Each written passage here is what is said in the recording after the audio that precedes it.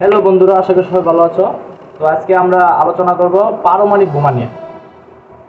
ইরানে যে আমেরিকায় বোমারো বোমারো বিমান দিয়ে যে ব্লাস্টার বোমা যে হালাইছে, তো সেটার কত শক্তি, কত পাওয়ার, তো এটা দিয়ে কি কি ইউজ করা যায়, কোন কোন পারমাণবিক বোমা, পরে বাংকার ব্লাস্টার বোমা, ঠিক আছে, বোমারো বিমান দিয়ে। এবং বোমারো বিমান তো বিশ্বে অনেক উন্নত মানের বিমান, যা রাডারে ধরা পড়ে না, ইরানে চুপ করে ঢুকে আবার মেরে মেরে আসে।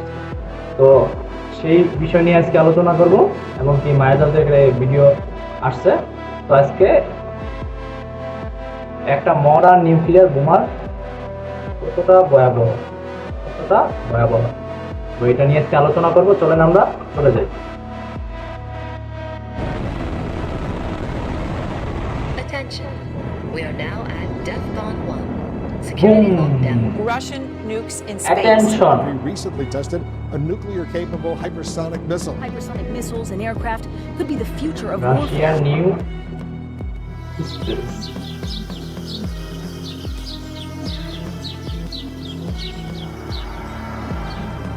আমাদের তালিকার শুরুতেই আছে যুক্তরাষ্ট্রের সবথেকে ভয়ঙ্কর এবং বিধ্বংসী পারমাণবিক অস্ত্র B-83 নিউক্লিয়ার বোম, যার ওজন প্রায় 1100 কেজি বা 2400 পাউন্ড, শুরুতে যুক্তরাষ্ট্র, আর ব্যাস 18 ইঞ্চি, আকারে যেন ছোট্ট একটা গাড়ি।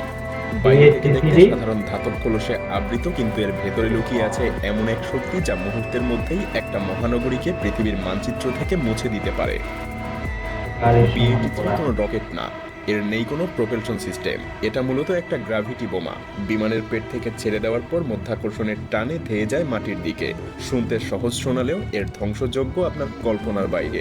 এই অস্ত্রকে বহন করে যুক্তরাষ্ট্রের ভয়ঙ্কর যুদ্ধ বিমান B-2 স্পিরিট স্টেলথ বোম্বার এবং B-52 স্ট্র্যাটোফোর্ট্রেস।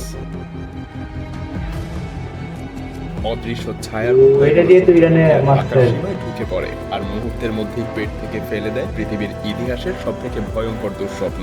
মাত্র একটা B-83 বিস্ফোরণ ঘটাতে পারে 1.2 মেগাটন TNT সমান শক্তি, যা হিরোশিমায় ফেলা বোমার থেকে প্রায় 80 গুণ বেশি ভয়ঙ্কর। বিস্ফোরণের কেন্দ্র থেকে 4 বর্গ কিলোমিটার এলাকা মুহূর্তের মধ্যেই বাষ্প হয়ে যাবে। 7 কিলোমিটার এলাকা জুড়ে বিল্ডিং সব মাটির সাথে মিশে যাবে, আর 13 কিলোমিটার দূর পর্যন্ত মানুষ ভয়াবহভাবে ধারণা করা হয় আমেরিকার হাতে আছে এমন আরো প্রায় 650টা B-83 বোমা। এর মধ্যে প্রায় 200টা এখনো সক্রিয়ভাবে প্রস্তুত রাখা আছে, যদিও ধীরে ধীরে এগুলোকে অবসরে পাঠানোর পরিকল্পনা চলছে, কারণ বর্তমানে তৈরি হচ্ছে আরো আধুনিক এবং আরো ছোট আকৃতির স্মার্ট এবং আরো বেশি ভয়ঙ্কর অস্ত্র। কিন্তু যতদিন পর্যন্ত B-83 অস্তিত্বে আছে, ততদিন এটা আধুনিক পৃথিবীর জন্য এক অশনি সংকেত হয়ে থাকবে। সত্যি বলতে B-83 নিউক্লিয়ার বোম এটা শুধুমাত্র একটা বোমা নয়, এটা এক সভ্যতাকে মুহূর্তের মধ্যে নিশ্চিহ্ন করে দেওয়ার মতো এক দানবীয় শক্তি। কিন্তু এই দৌড়ে সবথেকে ভয়ঙ্কর যে বোমার নাম উঠে আসে তা রাশিয়ার হাত ধরে। তারা তৈরি করেছে এমন এক অস্ত্র যেটাকে পশ্চিমারা সরাসরি ডাকে শয়তান নামে। নামের মতোই এ যেন মৃত্যুর আরেক প্রতিশব্দ। বিশ্বের সবথেকে ভয়ঙ্কর ইন্টারকন্টিনেন্টাল ব্যালিস্টিক মিসাইল। এই দানবের উচ্চতা প্রায় 105 ফুট আর ওজন 210 টনেরও বেশি। এটা নিক্ষেপ করা হলে পৃথিবীর যে কোনো প্রান্তে সহজেই পৌঁছাতে পারে, কারণ এর রেঞ্জ প্রায় 16,000 কিলোমিটার। R-36 এর আসল ভয় লুকিয়ে আছে এর ধ্বংস ক্ষমতায়। এই মিসাইল বহন করতে পারে সর্বোচ্চ 10টা ওয়ারহেড, প্রতিটার শক্তি প্রায় 1 মেগাটন TNT, মানে চাইলেই 10টা আলাদা শহরে আঘাত হানতে পারে মাত্র একটা মিসাইল।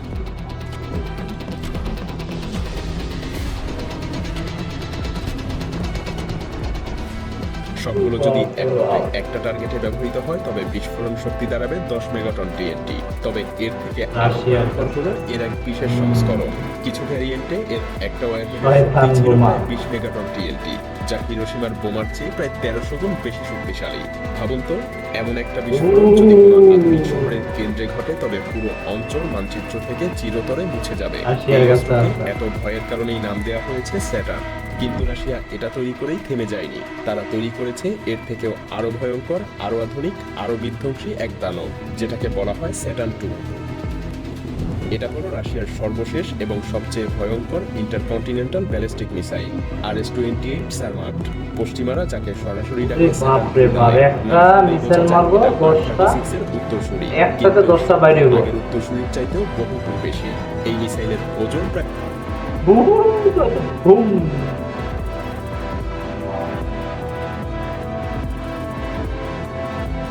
200 টন আর দৈর্ঘ্য 110 ফুটের কাছাকাছি।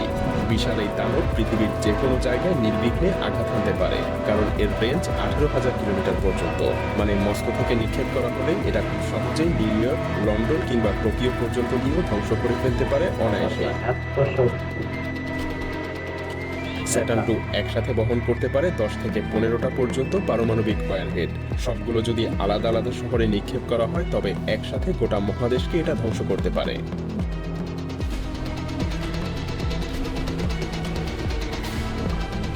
আর যদি একসাথে এটা একটা টার্গেটে ব্যবহার করা হয় তবে মোট বিস্ফোরণ শক্তি হতে পারে 50 মেগাটন টিএনটি। 50 মেগাটন মানে কি জানেন? হিরোশিমায় ফেলা বোমার শক্তির প্রায় 33 গুণ বেশি। এখন একটা বিস্ফোরণ ঘটলে কেন্দ্রীয় কয়েক কিলোমিটার এলাকা মুহূর্তের মধ্যে বাষ্প হয়ে যাবে। শত শত ডাইরেক্ট নিউ ইয়র্ক, সবকিছু ছাই হয়ে যাবে। আর লন্ডন। 1000 কিলোমিটার দূরে থাকা মানুষ। তো বন্ধুরা কি বুঝলাম? নিউক্লিয়ার বোমা তো আমেরিকার কাছেও আছে, রাশিয়ার কাছেও তার চেয়ে ভয়ানক সেটাও আছে। তো আসলে এটা যার কাছে আছে ওরা অনেক পাওয়ারফুল, নিজের দেশকে আত্মরক্ষার জন্যই করে। তো আসলে আমাদের বাংলাদেশে এরকম পারমাণবিক বোমা আসলে আমাদের দরকারও নাই, কারণ হচ্ছে আমরা এরকম বোমা চলিও না, যে কারো পারমাণবিক বোমা মেরে তার দেশকে ধ্বংস করে ফেলবে। তো আবার থাকাও দরকার, থাকলে কি হয় অন্য কোনো দেশ আক্রমণ করতে ডরায়, না হইলেও 10 বার ভাবে যে আমি আক্রমণ করলে যে একটা মাইর হাতে। তো বন্ধুরা, আশা করি তোমরা এই ভিডিও দেখে অনেক মজা পেয়েছো। যদি আসলেই ভিডিও তোমাদের কাছে ভালো লাগে আমার চ্যানেলটিকে লাইক এবং প্লিজ সাবস্ক্রাইব করো। আজ এই পর্যন্তই, গুড বাই।